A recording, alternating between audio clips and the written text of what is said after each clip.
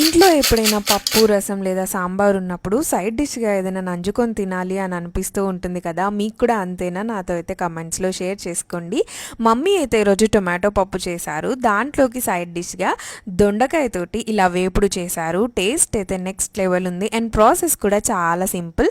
దొండకాయని నేను చూపిస్తున్నట్లుగా పొడుగ్గా కట్ చేసుకొని అందులోకి అల్లం వెల్లుల్లి పేస్ట్, ఉప్పు, కారం, ధనియాల పొడి, హాఫ్ కప్ పెరుగు ఇవన్నీ వేసుకొని ఫస్ట్ కోటింగ్ కింద వీటిని కలుపుకోవాలి. నెక్స్ట్ అలా మంచిగా మిక్స్ చేసుకున్న దొండకాయ ముక్కలలోకి 1 కప్ శనగపిండి, హాఫ్ కప్ బియ్యపిండి, హాఫ్ కప్ కార్న్ఫ్లోర్ ఇవన్నీ వేసేసుకొని ముక్కలకి పిండి బాగా పట్టడానికి కొంచెం వాటర్ స్ప్రింకిల్ చేసుకొని కలిపేసుకోండి. నెక్స్ట్ ఇక్కడ డీప్ ఫ్రై చేసుకోవడానికి ఆయిల్ పెట్టేసుకొని మనం మ్యారినేట్ చేసుకున్న దొండకాయ ముక్కలన్నిటిని వేసేసుకొని చక్కగా ఈ కలర్లోకి వచ్చేంత వరకు ఫ్రై చేసేసుకోవడమే. లాస్ట్లో పచ్చిమిర్చి, కరివేపాకు వీటిని కూడా వేయించుకొని మంచిగా దొండకాయ ముక్కలలోకి వేసేసుకుంటే చూస్తున్నారు కదా, టేస్టీగా క్రిస్పీగా దొండకాయ వేపుడైతే రెడీ అయిపోయింది. ఒక్కసారి మీరు కూడా ఇలా ట్రై చేయండి అండ్ ఇది పిల్లలకి ఈవినింగ్ స్నాక్స్ లాగా కూడా పెట్టొచ్చు, చాలా బాగుంటుంది. ఇలాంటి వీడియోస్ కోసం మన ఛానల్ని అయితే సబ్స్క్రైబ్ చేసుకోండి.